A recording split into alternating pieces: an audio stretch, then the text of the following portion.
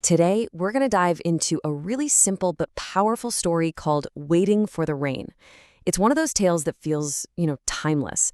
It really gets into patience, desperation, and a kind of wisdom we tend to overlook. Seriously, just think about that for a second. That feeling, right? That knot in your stomach.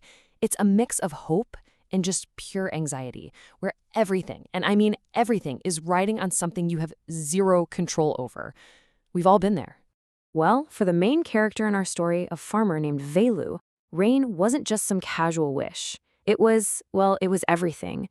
His livelihood, his future, the very survival of his village. His desperation was a perfect reflection of the parched, waiting land. So, the story starts in a place completely gripped by this relentless drought, where every single morning, the sun rises into the same empty, cloudless sky. And you can really see it here. Look at Velu's face, just etched with worry. Now look at the land, cracked, barren. His internal anxiety is literally a mirror image of the land's suffering. The two are completely connected. And the situation just got worse and worse with every passing day. I mean, the source material paints a really grim picture. The wait stretched from days into weeks, and then into months. The soil, which was once fertile, hardened into this thick crust and just split open with these deep cracks. The fields? Totally abandoned. The story uses this one specific word to describe the land: forlorn. It means sad and neglected. It's a word we usually use for people, right? But here, it perfectly captures the state of the earth itself. It's like it was abandoned by the sky, just left to wither away. Okay, so as the desperation just kept building, Velu knew he couldn't just sit around and wait anymore. He had to do something. This next part of the story is all about his search for a solution, a journey that, well, it pushes him pretty close to hopelessness. The village was pretty much divided on what to do. Some of his neighbors, they turned to superstition, saying, let's go talk to astrologers and figure out how to please the heavens. But Velu, he chose a totally different path. He decided to put his faith in modern science and made the long trip to the weather office in the city, hoping for some kind of logical answer. But here's the kicker. Science had no answers for him either. The experts at the weather office were just as stumped as he was.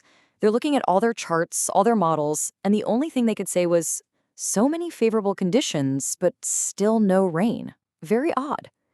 Can you just imagine how defeating that must have been? The people who are supposed to know this stuff had no clue. So, Velu's journey was a total failure. He walked all the way back to his village, not with a solution, but with this even heavier weight of confusion and defeat. He was exhausted, dejected, and had absolutely zero answers to bring back. But just when things seem about as bleak as they can get, the story takes a turn. On his way home, Velu runs into someone who's about to change his entire perspective on everything. This, right here, is the turning point. He's exhausted from his trip, the sun is beating down, so Velu stops to rest in the cool shade of this big, inviting tree. And as he sits down, he realizes he's not alone. There's an old woman also sitting there, sheltering from the sun. Just a chance encounter, but one that would change everything. And this meeting is where we get the core message of the whole story, a piece of wisdom that completely reframes the entire problem of the drought. The old woman asks him this really simple but, wow, profound question. She says, have you thought about the land? The earth works too, when you plow and sow and plant. And that one sentence just flips the whole thing on its head. The problem isn't just a lack of rain from the sky. It's about the state of the earth below. We tend to think of the earth as just this resource, right? Something for us to use. But the old woman talks about it like it's a living thing that can get tired.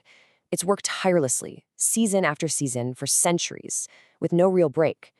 Maybe, she suggests, the earth just needs to rest. So with this new understanding in mind, the emotional climax of the story finally arrives. That long, long wait finally comes to an end, and it brings with this incredible sense of relief and renewal. And it starts so small. After months of staring at nothing but a blank, burning sky, a single, solitary cloud appears. Can you just imagine the hope that one tiny speck must have sparked? It was the very first sign that this long, painful wait might actually be over. And then it happened. The sky just opened up and the rain began to fall. And I'm not talking about a drizzle, but a real downpour.